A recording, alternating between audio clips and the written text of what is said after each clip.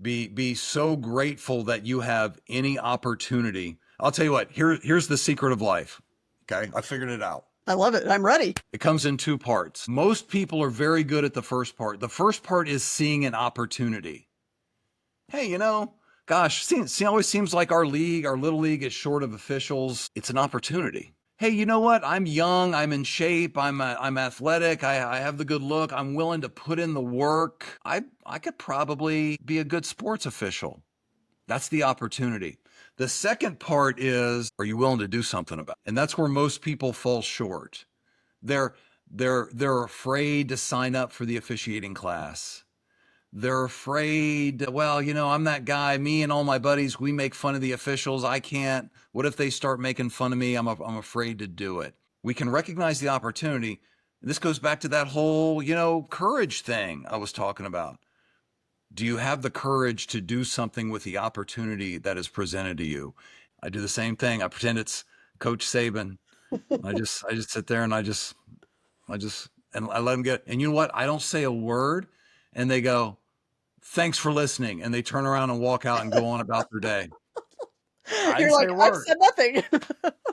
That's awesome. I didn't say a word. And they think that I solved their problem and I didn't do anything. But I exercise some patience and listen. From my earliest childhood memories, I've always wanted to write a book. I had no idea about what.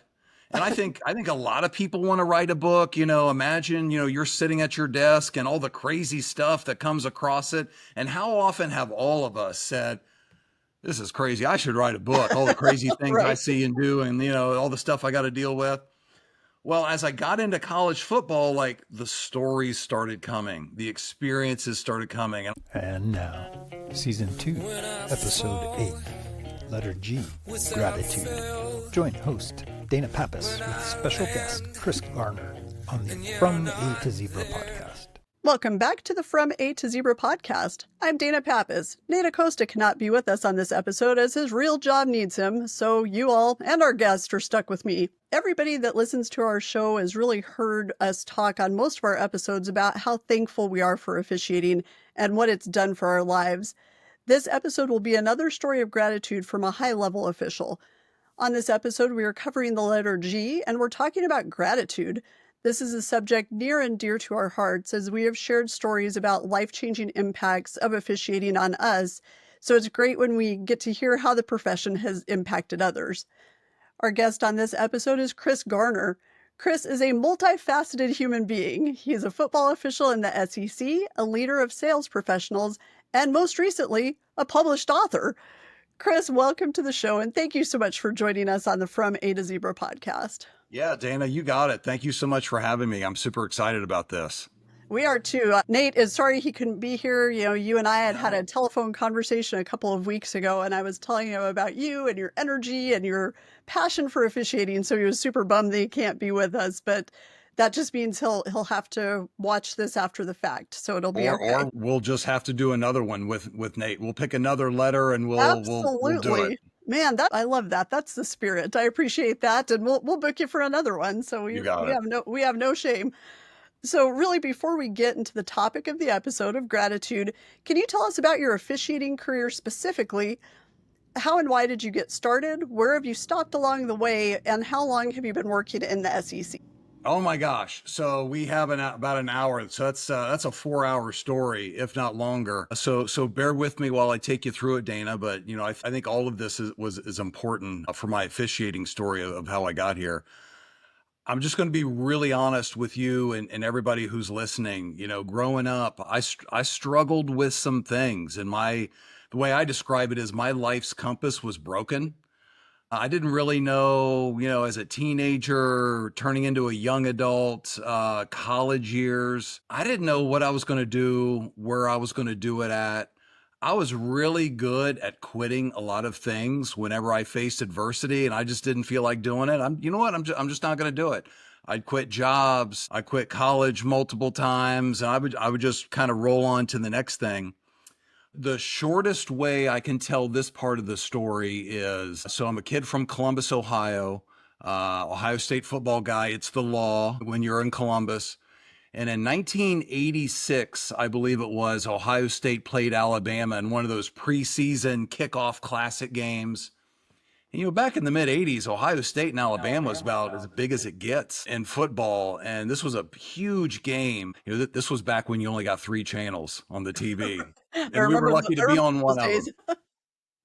And Ohio State was playing a great game against a great opponent in Alabama. And I'll never forget the field goal kicker, Pat O'Maro. Great guy. Nothing negative to say other than he had 3 field goal attempts and he missed 2 of them. Oof. And Ohio State ended up losing by 6 points. That's 2 field goals that if he would have made. And as a teenager, I'm like, it can't be that hard to kick a football. So I immediately went out. Here's another blast from the past that some of your younger listeners can Google. I went to a store called Kmart. Red light special. That's it. I bought 10 footballs, I think, for a grand total of $49. I just started kicking them. And for the first year, I was terrible. I don't think they ever got a foot off the ground. And then one summer, I swung my foot at a football. It was like at the end of the first summer of me just kicking thousands of footballs. And I heard this loud explosion. And I looked down, the football's gone. I'm like, where'd it go? And I look up and it seemed like a mile in the sky. And it sailed through the uprights. And it was like the greatest feeling. It was like my hole in one. It was the greatest feeling I ever had as a teenager. I'm like, I figured it out. So I spent the next several years, I would go to an empty football field during the summer, and even in the winter, I'd sneak into Ohio State's practice facility. Back then, you could do that back then. Right. And it was my thing. Some people have yoga. Some people have, they read. Some people have knitting. I had kicking footballs. It was my quiet place. And then, so one day I moved to a small town, several years later, Utica, Ohio, a small farming community northeast of Columbus. And again, I don't have anything going on in my life. I'm in my early mid-20s, and I'm at the football field kicking field goals, and a guy comes up to me, and I know who it was. It was the high school football coach, Randy Fellamley, great guy. And I think he's getting ready to kick me off his field for trespassing. And he just looks at me, he goes, hey, you know what you're doing. Would you mind helping out coaching football up here at the high school and junior high level? And again, I didn't have anything else going on. So I said, sure. So what that did for me was I started coaching football. I started teaching young men the skill of football. And one of the things I appreciate about football, Dana, is it's one of the few sports, I believe, where you get knocked down every 20, 30 seconds. And what I love about that is it gives you a life choice. Are you going to get up and fight back, or are you just going to lay there and take it? And that's what life does to you, right? It knocks you down, throws you curveballs, gives you adversity. And to that point in my life, I was terrible at dealing with life choices and adversity. But here I was coaching these young men and trying to inspire them that when life knocks you down, you got to get back up. No matter how hard it is, and no matter how tough the challenge is, you got to get back up and face it. And at the same time I'm teaching these young men this, I'm thinking about my own life, and I'm like, life's knocked me down over and over, and I just laid there and took it. And I never got back up. And so football inspired me to get my life together and to go back to college and complete it, and which is what I did. And when I finished college, I realized I was going to have to go get a real job, and I couldn't leave every day at 2:00 and go coach high school football. Well, what can I do to stay close to the sport? I said, I know, I'm going to take one of these officiating classes. And I did it with the thought in mind of, I'm going to do it, and I'm going to do it with the idea of getting into college football officiating, even if it's Division III, NAIA, JUCO, community college. I'll say I have officiated a college football game. So that's what I did. And so, I'll just take you through real quick. I did 4 years of high school football, and I was lucky enough at the 4-year mark to get into Division III and the Ohio Athletic Conference, which is a fantastic Division III conference, because in that conference is Mount Union. And if you know anything about Division III football, you can just pencil in Mount Union to the championship game almost every year. And the rest of that conference was trying to chase Mount Union. So it was fantastic football at the Division III level. I did that for 5 years. Then I was able to get into the Division II GLIAC conference as a referee. But what I didn't know was when I got into that conference, I got a second phone call, and the second phone call said it was from your good friend, your good friends, Bill Carollo and Bob Wagner, asking me to join the College Officials Consortium there in the Midwest, which oversees Big Ten, Mid-American, and Missouri Valley. So I got Division II and Division I level in the same year. I did that for 1 year. Then I was asked to join the Mid-American Conference, did that for 4 years. And then officially for 1 year, I was in the Big Ten. Current Big Ten referee, and at my time, Mid-American Conference referee, Greg Blum. He always likes to tease me a little bit. I might be the only guy who worked for 1 year in the Big Ten and left. But I left because I had a job offer to go south, which took me down to the Southeastern Conference, where I had to kind of reclimb the mountain a little bit. I had to be 1 year as a supplemental official, which basically means you're an extra guy, different crew, different conference every week. Ironically, I worked more SEC games than I did anything else.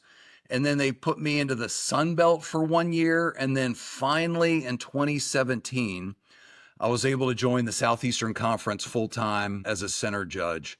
And by the way, I'm one of the original center judges when that position opened up. I think the Big 12 did it in 2013, and then 2014, the Big 10 went to it. So I've been doing it this will be my 10th year as a center judge. That's so cool. And so the center judge is such a funny position because if you're not paying attention, I think people don't realize when that came about and who was using it because it was new. Now, when you watch games and there's not one, it's very confusing. So I think that that's great. And I loved, Chris, that you told that whole story because there was a lot to it as far as life lessons, but also kind of talking about that climb. And I think that that's something important, and switching conferences because of a move and all of that. Because I think sometimes people don't understand how that climb works and how you have to work through the different levels to ascend to where you are. So I appreciate you sharing that. Yeah. So let me tell you a little bit about that. So I'm in Columbus, Ohio. I get an incredible job offer that I can't turn down. And I asked the person, I go, well, what's the catch? Well, the catch was I had to move to Jackson, Mississippi. And I talked to Bill about it. I thought this is going to be perfect. I worked for Bill Carollo in the Big Ten 1 year as a center judge. The next year, the SEC is going to the center judge position for the first time. They need to hire a minimum of 9, 10, or 11. I got Big Ten experience. I'm in, Dana. I wasn't in. I'm going to slide right in. No. So I had a call with Bill Carollo late January, early February. And this is before all that wild conference realignment that is almost common now in college football. And he said, Chris, he goes, Mississippi's just a little too far outside of the Big Ten footprint. I'm just not comfortable. You've been a great official for us. I will call Steve Shaw at the time, who is the supervisor of officials. He goes, we'll make sure we'll get you in. And I got to give Bill just to talk about gratitude. I am so grateful for Bill Carollo being the supervisor that he is, because he could have very easily said, hey, good luck on your move and new career. It's too far. Good luck to you. Bill never left my side and made sure that I had a place in football. But for about 2 months, January-ish, to April-ish, 3 months, I was out of football. I didn't know where I was. It was kind of tough getting in with Steve at the beginning in the South. There was a couple months I thought I was out. And I'll tell you what, you talk about gratitude. You don't know what you have until it's gone. True. Man, I had just climbed the mountain to get into the Big Ten, and I was off of it. And I was upset, but it just kind of reinforces that gratitude. But we finally got back to the top of the mountain after a long time. That's awesome. And I agree with you. And to our listeners, Bill Carollo is one of the most incredible, kind, just loyal human beings in the world. Fantastic. He's a good man. And those of you who are NFL fans, he was a white hat in the league for a long time and is still the Big Ten supervisor of officials. And he's just an outstanding human being. So I appreciate the shout out for him for sure. In 2023, I was fortunate enough to get the SEC championship game. Bill Carollo was the first person I called. because I got the 2011 Mid-American Conference Championship game, and we had a dinner with Bill and Bob Wagner and the MAC commissioner and everybody. And, I remember Bob and Bill both saying, enjoy it. And this is all part of the gratitude thing too. When you're out there, enjoy what you're doing. Because both Bill and Bob said, you never know when you're going to get back there. So true. And I was grateful. And I was grateful that they said that, because I made a decision in my mind and my heart. I'm going to get back there. And it took me 12 years.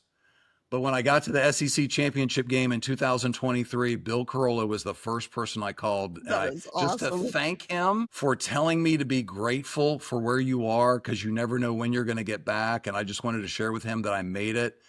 And I just thanked him for never leaving my side. And that's just who he is. So yeah, for sure. Such a credit to just the person he is at Great his man. very core. I mean, just, oh my gosh, such a good guy. So Chris, your real job sounds to be as exciting and competitive as officiating is. Can you tell us what you do when you aren't officiating? Yeah, sure. I don't know how exciting or it is competitive though. So for over 25 years, I've worked on the corporate space, and I've built and led sales teams. So I've been a sales leader, a chief sales officer at a couple of organizations. I help organizations get more out of their sales function, and I help individual salespeople believe things that they didn't believe possible to achieve. And, I just really enjoy, and it goes back to when I was coaching football and teaching young men skills. And when life knocks you down, you got to get back up. Sales is a very hard job, and there's so many people in it. And I'm sure that they can agree to that. But it's just about teaching people when you get rejected or knocked down, or every January salespeople get these goals and they go, oh my gosh, how am I ever going to achieve this? I just sit down with them. I go, let me show you. It's work.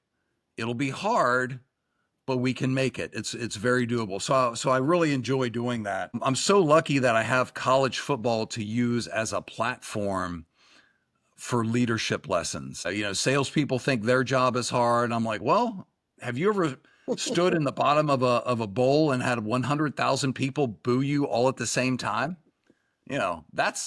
That's hard. Yeah, that takes some hard. That takes a thick skin. You're having a hard day because you called 3 people and they hung up on you. Okay, I get it. That's not enjoyable, but there are tougher assignments, trust me. For sure.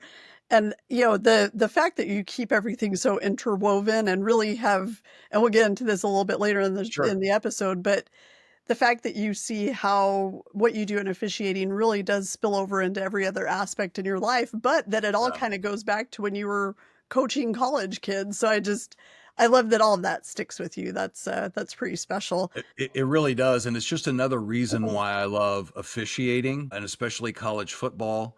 In a college football game, we get about 175 snaps or plays. It's 175 puzzles, even more than that when you break each play down to what it presents to you. For sure. And I've got about 1.2 seconds to observe some action, process it, and decide if I'm going to do anything with it or not. In business, I know a problem, an email comes in, I sit there, I think about it. Or maybe I ask a couple of other people about it. Maybe I sleep on it. Maybe I go, call some, I call some other people, get their opinion, maybe fill in some gaps. In football, in officiating any sport, we got to go. So I really enjoy it's a microcosm of everything else we do in life, of how can you prepare yourself to make the best decision possible when the situation is calling on you to do so. And it doesn't matter if it's football or talking to your spouse or raising your kids or a challenge at work. It just all fits together that way, Dan. Absolutely. And kind of getting into now the topic of the day, and we've already talked a little bit about it, but when you and I were first trying to find out what topic we knew we wanted you on the podcast, but we were like, well, which word are we going to talk about? Right. So gratitude was something that you felt you could really speak to our listeners about. So could you just tell us why you're so grateful to be an official? Oh man, football's given me so much, so many different ways. And we'll talk about some of them here. Again, as I mentioned to you and your listeners earlier, Growing up, my life's compass was broken a little bit. And we'll probably get into this also later. I got a book that I just wrote about my experiences. But for the longest time, the title of that book was going to be Football Saved My Life. And I've heard other people say this, and I believe it. Football has saved my life, and I have never forgotten that. If it's, right now where April's over, we're about to get in the month of May, we're grinding through film and practice tests, and it's a grind. I've never forgotten how doing all that has made me a better person. It has saved me. Most of my closest friends have come from football officiating. Some of the best people I know are football officials that, whether it's the off season or just going into the heat of it on a Saturday afternoon and working closely with people, again, to solve a problem while somehow both fan bases are booing you at the same time, and you feel all 13 television cameras swing around and point that red light at you, and you know that it's going into 0.2 million households across the country, but you have a partner there who's not willing to let you fail. It's just most of my best friends and best relationships have come from officiating sports and football specifically. And I'm just incredibly grateful for that. And I realized that coming up through the way that I described to you earlier, all the different levels at all the different times and how long it took me, I make up a number, but I'm probably not too far off. If it weren't for 300 people helping me, I never would have made it. I remember my first game, my junior high game, I called a pass interference foul I had no business calling. And it rattled me to the core. It was my first game. And my first thought was, I've got no business doing this. I'm terrible. I'm never coming back. But I'll never forget the two guys, Kelly Miller, Tim Ginger out of Licking County, Ohio. They took me up after the game and they said, it wasn't the greatest call of all time, but here's why you should think about not doing it. And here's why you should think about not ever worrying about it again, and let's move on. If it weren't for guys like that, I probably would have quit after game one. So many people supported me and helped me. People, wife and kids at home were gone all the time. I'm incredibly grateful for the support I get at home. I couldn't do it without them. Being in some of the great conferences I've worked in, it's so easy to say the SEC and Big Ten. I'll tell you what, I can go through every level. I tell people all the time, when I got into the Division II GLIAC conference, what a great thing it was for me, because when I worked my 5 years of Division III, I'll be honest with you, I'm not going to win any awards for being humble, Dana. I'm just not. I thought I was pretty good. And then I got into Division II, and these officials were really good. They were better than I was. They had spent some time up in Division I. They were on the edge. They were on the bubble. They were also grinding it out, trying to get to the next level. They were good. And I realized I was good, but I had a lot of work to do. I was so grateful for the lesson. So grateful for that lesson. We have the best seat in the house for one of the most popular games in America. And by the way, they pay me for it. How lucky am I?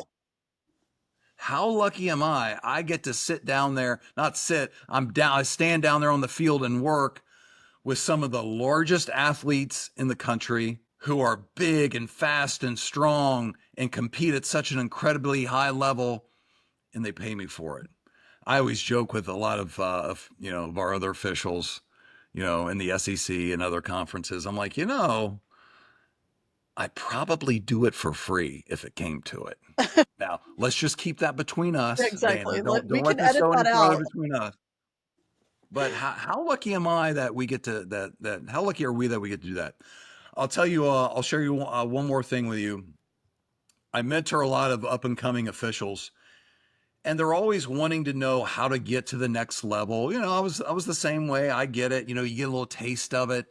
You might be a high school official and all of a sudden they need you to work a practice at a Division I school, and man, you can, it just smells different, right? You can you see them, and all of a sudden the coach you always see on TV walks right past you. I mean, you're there. And then you leave and you're like, how do I get back there? I want to do that again.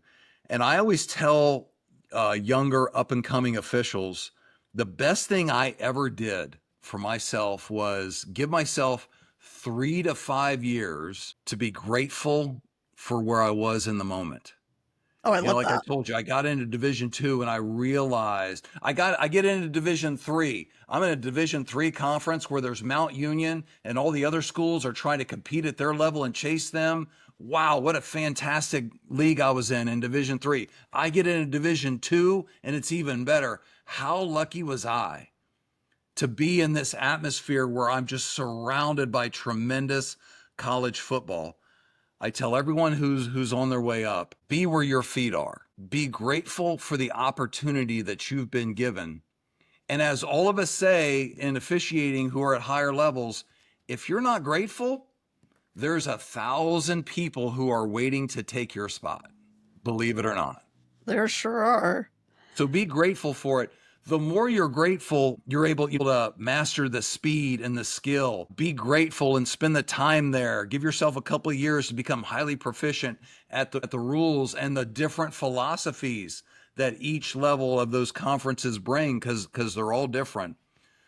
The more grateful you are to be somewhere, the more present you become in that moment. And I tell younger officials that all the time. And you have two choices. You can either complain about where you aren't, or you can be grateful for where you are. And just being grateful for where I was just allowed me to soak it all in. And I'll tell you, then this is the last point, and we'll let you go on to what other question you want next. But every game, when we switch at the end of the first quarter and at the end of the third, and I'm going to give credit where credit's due. There's a Big Ten umpire, Bobby Calissimo, who he and I, when we did that MAC championship game, he was with me in 2011. And we had a break at the end of one of the quarters. And, they do the championship games, they're early December, and we're at the stadium there in Detroit, and we could look up in a corner and it was all decorated for the holidays. And he just elbowed me, says, man, he goes, look at that. He goes, look at where we are. How lucky are we to be here? And that's what we stood and talked about during a media break. Ever since then, every end of first quarter, end of third, after I move the ball position, I just stand there, I take a deep breath, and I just look around at everybody and everything. And I'm like, and it's every game, Dana. And I'm like, how lucky am I? How lucky am I? This is where I get to spend my Saturday. I couldn't be more grateful for I've been to some really cool places, seen some really cool things. Been on the field with, Heisman Trophy winners and finalists and championship games and bowl games. How lucky am I? All of that was such good information, such a great answer. There were two things that you said that really kind of jumped out at me. There was a lot, but these were the two things that I loved, was the taking 3 to 5 years to enjoy where you are, because I think sometimes people are so anxious. They want to be like 1 year and out and 1 year and out, not understanding how important the experiential part of officiating is. So I love that. And then the other thing that I was just struck by was you were talking about two officials that helped you when you were working a middle school football game and you knew their names. Yep. And then, so you're talking about people who mentored you in that moment, but then you're talking about yourself as a mentor. And one of the things we talk about often on this podcast is the importance of mentorship, and how important it is for officials today to remember to serve as mentors. And it doesn't have to be something super formal, but what those two gentlemen did for you in your middle school game, that's mentorship. Those are the things that we need to make sure we're doing as officials progress through their careers, to make sure that they're paying it forward and remember those people. And the fact that you knew their names from a middle school football game, that was just that really hit me right in my heartstrings, because that's an important message that you're giving to your mentees. And I'm so glad that you said that. But the 3 to 5 years thing, that was outstanding. Yeah. We were Licking Heights, Ohio. It was a junior high game. We were working 4-man mechanics. Doug Marston was the fourth guy. Yeah, I'll never forget it. I'll never forget it. 96. So 1996, now you're an SEC football official, and you still remember that Oh middle yeah. school game almost, 30 years ago. That's Absolutely. And you know what's so crazy? cool. So here I am, right? Worked in the Big Ten, SEC official, and it's memories like that, Dana, that matter to Yep. me. And I love that. That's the gratitude I have for the game, the experiences, and the people in it. So getting to that, you mentioned earlier that you wrote a book. Look at that. You got So it. Fantastic. yes, I did. I have not yet read Thank it, you. but I've got it and it's my next on my to read list. So you recently released a book entitled Whistles and Wisdom, Lessons on Life and Leadership from an SEC Football Yeah. Official. Yeah. So a lot of this you've probably alluded to, but what really compelled you to write this book and how's it been received so far? Yeah. So I from my earliest childhood memories, I've always wanted to write a book. I had no idea about what. And I think a lot of people want to write a book. Imagine, you're sitting at your desk and all the crazy stuff that comes across it. And how often have all of us said, this is crazy. I should write a book. All the crazy things I Right. see and do, and all the stuff I got to deal with. Well, as I got into college football, like the stories started coming, the experiences started coming, and I'm like, I need to write this down, Dana. I mean, this is fun stuff. It's good stuff. It's wild stuff. So I just started writing it down, and just kind of informally. I didn't know really where it was going, other than I just wanted to kind of capture some ideas. And then early into my SEC career, I'll never forget this. A very intelligent, sincere, passionate fan asked me, and again, this is like 2017, 2018. They say, wow, you're in the SEC. They go, so tell me, how does it work? Does Nick Saban call you on Saturday morning and ask you if you can work his game later that afternoon? Dana, they were dead serious. That's what, they were very sincere. And Wow. I'm still, when I tell that story to people, I still have this feeling of, it's just two things about it. One, nothing could be farther from the Yeah, truth. that is not how that happens. But two, that's what some people believe. They actually believe it. Now, this is coming from a guy I'm from Columbus, Ohio. I worked in the Big Ten. I went to Ohio State. I graduated from there. And now I work down south in the Southeast. For all of your listeners, I'm just telling you, no offense to anybody else. It's just different down here in the Southeast. It's a religion, it's a culture, it's a way of life. People have all sorts of crazy thoughts and conspiracy theories. They think me and all these coaches hang out on Tuesday. No, that's not how it works. But when that person asked me that, I said, I've got to answer every question that comes my way. I'm on a personal crusade to how can I educate people that I don't get a brown sack full of cash with 3 secret knocks at my hotel room door. People have asked me that. That's what they Oh my think. gosh. So part of it, what it started with, I wanted to answer a lot of questions that I commonly get. It took a turn of, I started explaining how grateful I am that officiating college football has taught me so many lessons in life that have made me a better person, and how grateful I am not only to the game, but what we've already talked about, Dana, of the so many people who have helped me along the way that have gotten me to a place that they got me to a place I never would have gotten to on my own. And I wanted to share that in the book also. And so much of what you just said really ties in with the whole premise of this podcast. And that's really educating sports fans who don't know any better, like that do think that Nick Saban calls you on Saturday morning as like, hey, are you busy this afternoon? But also just that human element about officiating and the fact that you've written a book that really addresses some of what we're trying to cover with it. Because this podcast is not about how to officiate. It's not about X's and O's. It's really getting people to know officials as human Yeah, beings and to that's understand right. what some of those processes look like. And the fact that you do have to earn your stripes, as corny as that is, but talking about the whole advancement process and talking about what goes into that and the sacrifices and the struggles and all of the things that are the reality of officiating. Because at the end of the day, what a fan sees is just you in front of 120,000 fans booing at you. They don't know how you got there. They just know that you are there. And I think that being able to share that story is so critical to people who just aren't in it. It's, officiating is Yeah. that kind of forgotten world of sport. And the more we can educate people, maybe it turns the tide. Maybe they start to respect the officials more. Maybe it just makes them know that, like, man, these people are working their tails off to do Yeah. this. Is it fun? Is it awesome what you all are doing as officials? Absolutely. But is Yeah. it work? Sure it is. I So had, I just love that. I had another guy one time ask me, and he was being, I think he was being half joking, but he was also being half serious. He's like, is there like a sign up sheet at the stadium on Thursday? How do you work these games? And, but that, that's what people think.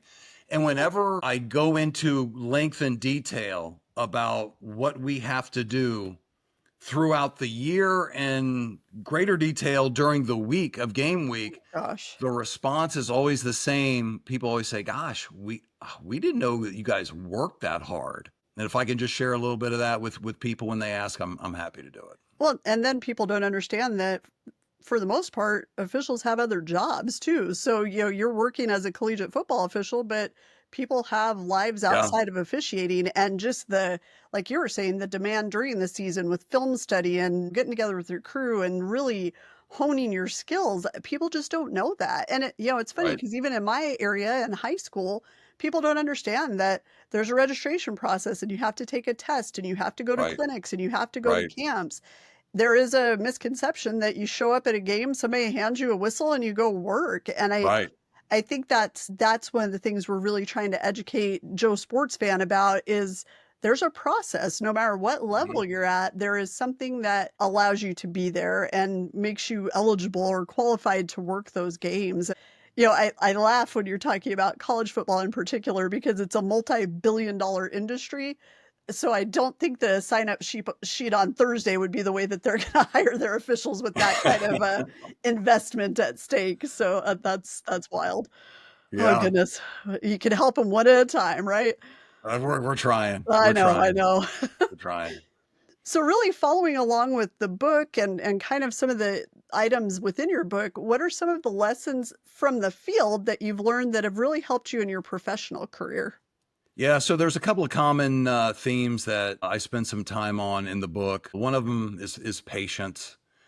And, we touched on that a little bit of, you get into officiating and you get it in your head that you're going to get, to the highest of the college ranks or maybe even in the professional ranks. And nobody ever gets what they want immediately when they want it. You got to put the work into it. And then there's patience involved. And, when you go back through my timeline, from the time I started being a high school official to when I got into Division I, it's 10 years. And for a football official, for most of us, that's pretty fast. Usually it's more like 15-ish years or maybe a little longer. And I know guys, it's been a lot longer for them before they ever made it.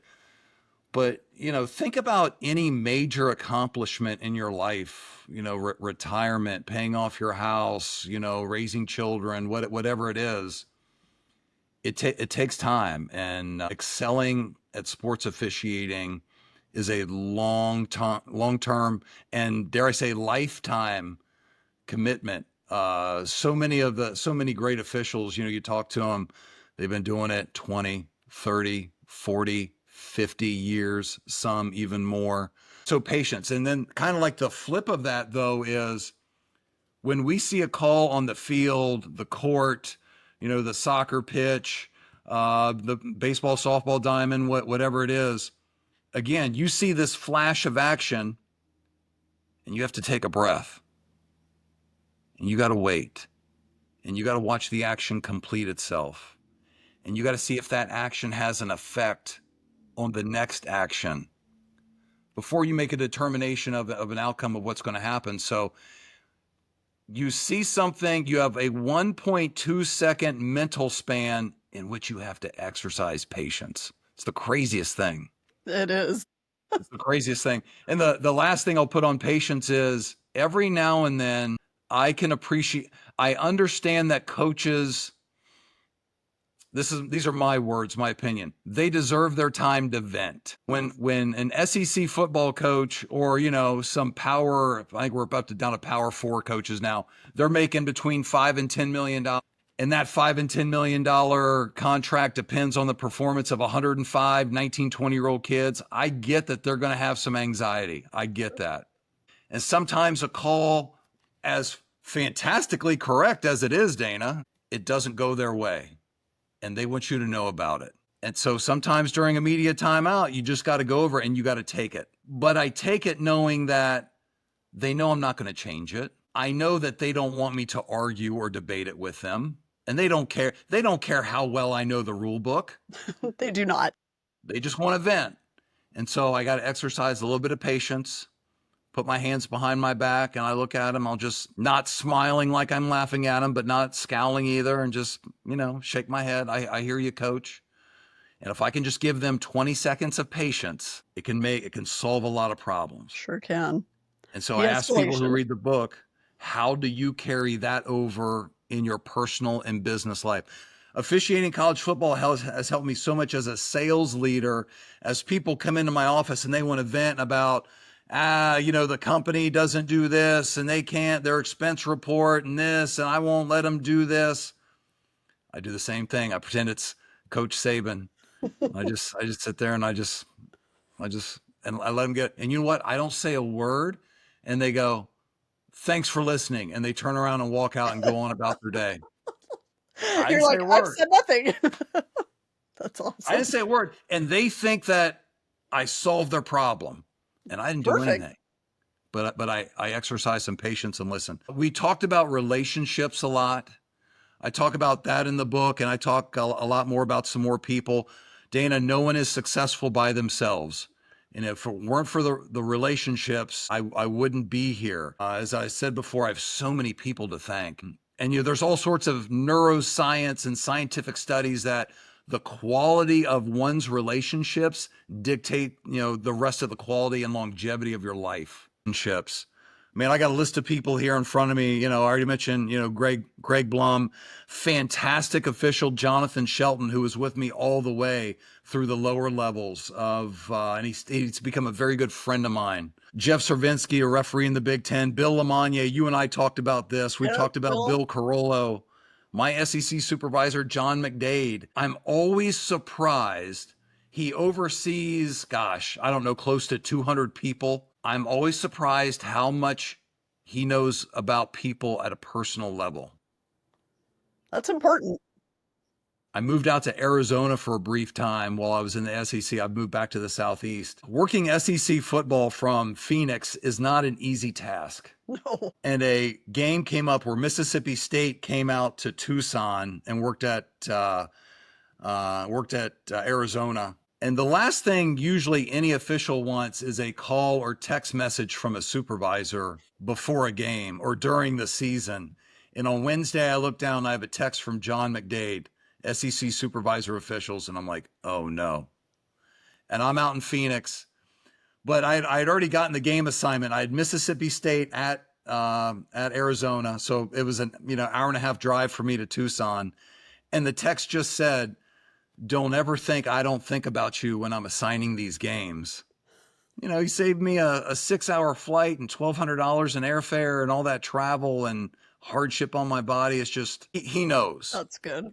He knows. The best games, I get this question a lot, the best games, and this goes back to relationships, the best games I've ever worked are postseason assignments when I get someone from my crew from the regular season, someone who I went through the 14-game schedule grind with, plus 4 more Saturdays in August of scrimmages, and all the work, the rules study and film review and all that.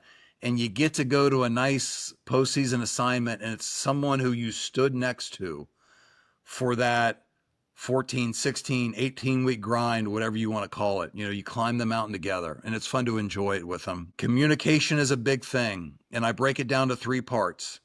And you touched on this earlier when you talked about the number of people. And I'll tell you what, it doesn't matter. I don't know what's scarier, Dana. Being in an arena with 100,000 people, knowing you're going into 3.2 million homes, or working a T-ball game where the parents are 5 feet away. They're both frightening. Yes, just for different reasons. For different reasons, they're both frightening. But sports officials have the courage to do that. How many times do we go to a T-ball game and the scheduling just doesn't get right and we're short of umpires and there's nobody to work it? And we ask parents, hey, will somebody call balls and strikes or safe route at first base? And nobody will raise their hand. It's scary. It is. It's scary, Easier to but yell at the umpires than to actually be one. So absolutely.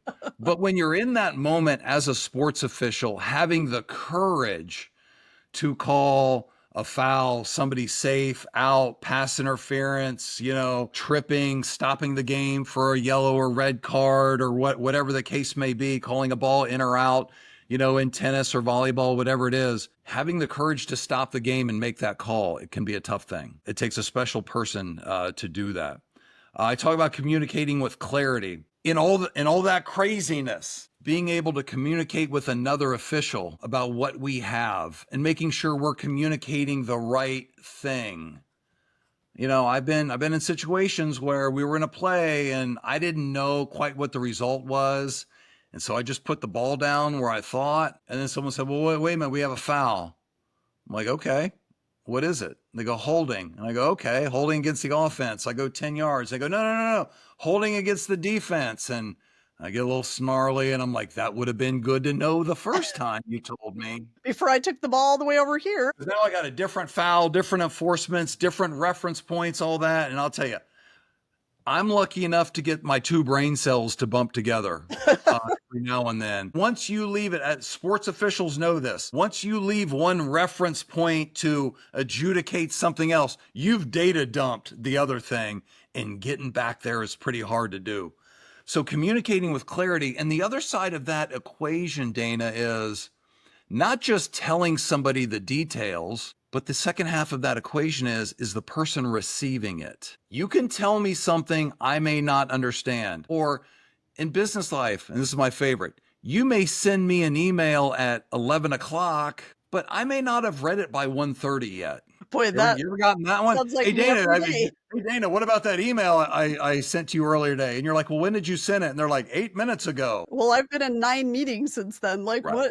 what? So the other half of communicating is making sure that the person has, number one, understood the message. I may hear you, but maybe I'm not clear on what you're telling me, number one. Number two, did I even get it? Did I even hear it? So communicating with clarity is a big thing. Here's something, I think all of these I really enjoy and I have a passion for, but this one's really growing on. Are you communicating with commitment?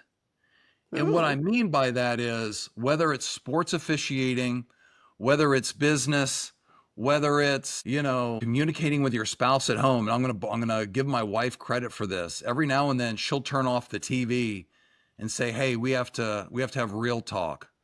And I'm like, oh, like I said, I got to turn off Sports Center. And Dana, get this, I actually got to look at her, right? Meaningful eye contact and everything. And my wife's a beautiful woman, but like I got to look at her in the eyes so I can get what she's saying. And when she says that, or when as a sports official, if I have to communicate with commitment, it's because I'm not going to let you fail. Love that. I'm not going to let you enforce the wrong thing.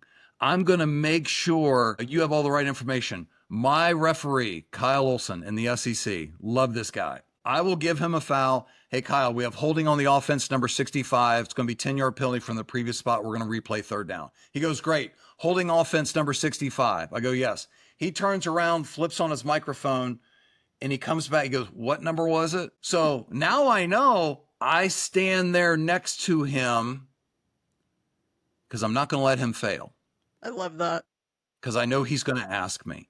I know if I have a foul and I know it's going to burn the other coach, I make sure if I got to run over to a sideline official, this is what we have and this is why I had it, so he can communicate that to the coach. So I'm not putting him in a position of failure or unknowing, or putting him in a position where now he's frustrated or she's frustrated because I don't know, coach. I didn't see it that way. I get your point. I don't know why he called it.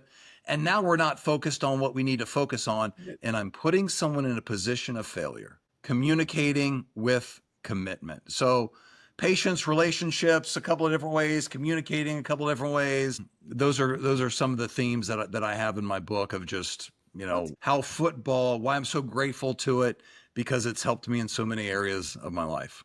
That's such good stuff. Now I'm really, really excited to read this, and I feel like I'm going to need a highlighter. It sounds like there's some You nuggets in might. here, man. You Sounds like might. there's some nuggets, but I have to have you sign this though at the NASO Summit this summer. So just have a pen Absolutely. ready. Happy to do it.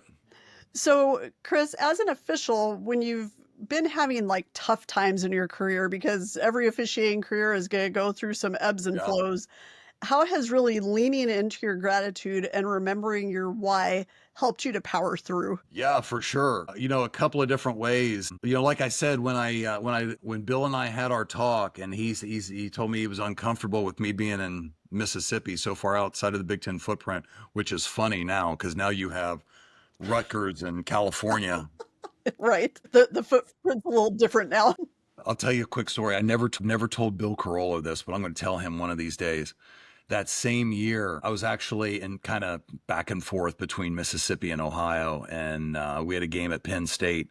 And that weekend, there was one of those, some guy was having a mental struggle, and he tried to light on fire a electronic control room that he knew controlled the power to the control tower at O'Hare. Oh my God. So for about a day and a half, he took down the airport. Nobody could get to the game at Penn State except me because I was down in Mississippi. So I drove to New Orleans and got a direct flight. Everybody else, like guys had to drive from Iowa to Happy Valley, which is not close, by the way. No, not even a It little was bit. funny. So, he was uncomfortable with me being outside the footprint, but I was the first one to get to Penn State than everybody else in the Midwest. But That's funny. but having the gratitude for everything that college football has taught me, it didn't leave me with a sour taste when I was out, and I was so grateful to football, and it became so important to me that I knew I was going to get back in. I refused to be done. Football had become too important to me. And you asked me this question about my why, which kind of caught me off guard. I'm like, this is such a great question, but I never answered it in terms of officiating until you asked me. My why in officiating is getting better every day and working the game in a manner that when coaches see either me or our crew walk out on the field, they know everything's going to be okay. Oh, I love that. So that's my why. That's a good why. Leaving the Big Ten was tough, but I was so grateful for the game. I knew I was going to get back in, and I refused for that to be my last time. What year is this? So we're in 2025. Is it at the end of, let me look at something real quick. The end of 2022. Yeah, December 31st. I look at one of these footballs behind me, 2022. I get awarded the Fiesta Bowl. It was a college football semifinal game between TCU and Michigan. Oh, I remember that game. The week before, I blew out 2 discs in my back. I herniated 2 discs, and I did everything I could do to rehab. I was getting steroid injections. I was on Toradol. I was shot up like a racehorse on every painkiller I could get my hands on. I started the game. I couldn't. Oh man. I got to halftime. And I'm a very proud guy. I don't let anything stop me. I've worked games where I had the flu. I've worked through games where I've had plantar fasciitis and I felt like, my foot was going to fall off, and I worked through. I couldn't do it. I would bend over to spot the ball and I couldn't unhinge my back and stand up without just Oh my goodness. literally screaming in pain. And I remember the Michigan quarterback looking at me a couple of times like, "What's wrong with you, man?" And I'm like, my back doesn't work. And I'll never forget getting injured. But I was so grateful to the game. We had an alternate official, Scott Walker, who's now in the NFL. Oh, very On to cool. a great career. He was our alternate official he had been a referee for the past 2 years in the SEC, but before that, he was a center judge. Very nice. And I'm over there looking at him, and I'm like, there's a really good center judge over there who can give the game more and better officiating than what I can give it right now. And again, it goes back to the why. I want when the coaches and players look at the crew, they know everything's going to be okay. And I'm not going to be out there with a bad back. I'm going to get the guy in there who deserves to be in there, who can give the game better than what I can do. Honestly, I'll tell you, here's another one. In late October, the grind wants to set in. I'm tired. My body hurts. I've been at it every weekend for nearly 3 months. Been doing film study, rules study, self-evaluation, getting evaluated by all these other guys. And you get to late October and you kind of think, I've got it. I don't need to work as hard. And that's when guys slip up. That's when I don't have to do the rules test this week. I got it. I didn't watch any film this week. I got it. And that's when the grind creeps in and collects. That's when you make the mistakes. And that's why I'm too grateful for the game. I tell people all the time, I'm not going to be that guy on ESPN. I'm just not. I'm not going to be that guy giving a fifth down. I'm not. I'm not going to be, just that official who makes the egregious error that disadvantages someone else to the point where they lose the game. I'm just not. It's because of the gratitude I have for what the game is giving me that I'm going to give it all of myself back to it. That's where, that's where my gratitude comes back in. That's where my why comes back in of when I walk out on that field and my crew walks with me. Everyone's going to know this is going to go okay. So that's another thing. And that's, again, I could talk about that for hours, Dana. I love that. So a couple of questions left. The From A to Zebra podcast has a mission every week to educate, elevate, and excite our listeners. You've already done a lot of that, but what can you tell us about officiating specific to gratitude that helps us accomplish this mission? I'll tell you what. Never give up on your dreams. Be so grateful that you have any opportunity. I'll tell you what, here's the secret of life. Okay. I figured it out. I love it. I'm ready. It comes in 2 parts. Most people are very good at the first part. The first part is seeing an opportunity. Hey, gosh, it always seems like our little league is short of officials. It's an opportunity. Hey, you know what? I'm young. I'm in shape. I'm athletic. I have the good look. I'm willing to put in the work. I could probably be a good sports official. That's the opportunity. The second part is, are you willing to do something about it? And that's where most people fall short.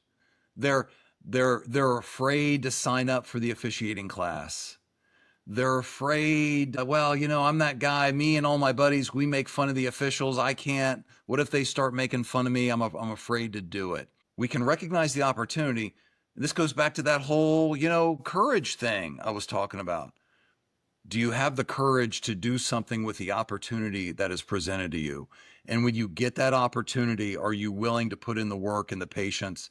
And I'll tell you what, I have a soft spot in my heart for someone who has a dream, whatever it is, doesn't matter, and they go and they chase it. You talk about gratitude, there's nothing more gratifying than having a dream of owning your own business, being the best mother, father that you can be, of being a great sports official, and you go and chase it.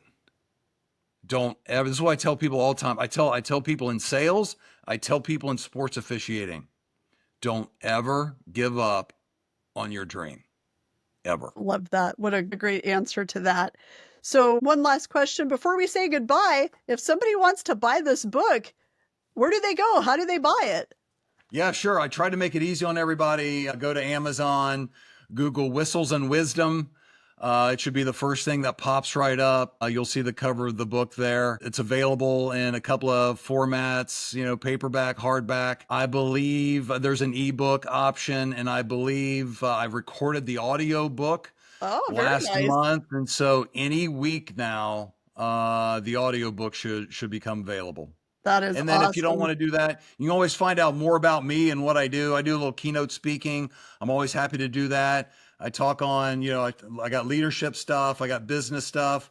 I've got college football stuff.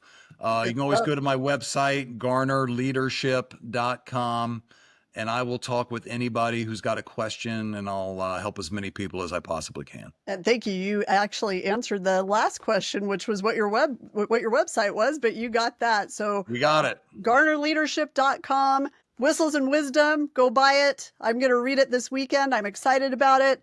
And Chris, I look forward to seeing you this summer. For those of you who are going to the NASO Summit in Alabama, Chris is going to be there so you can meet him in person. I get to meet him in person. So this is going to be a great event, and we're looking forward to having you there. And really, Chris, thank you so much for your time, for being on the From A to Zebra podcast, and for sharing your wisdom and whistles with us this evening. Although the book title's backward for how I just said that. So you got it. You got it. Your whistles and wisdom. You got it. You got it. So to our listeners, thank you for joining us on the From A to Zebra podcast. Don't forget to check us out on Facebook, Instagram, and X for more information about the show. See you next time. Be sure to hit that like button, follow, subscribe, and also catch From A to Zebra on Instagram at from_A_2_zebra, Facebook, From A to Zebra podcast, and on X at From A to Zebra.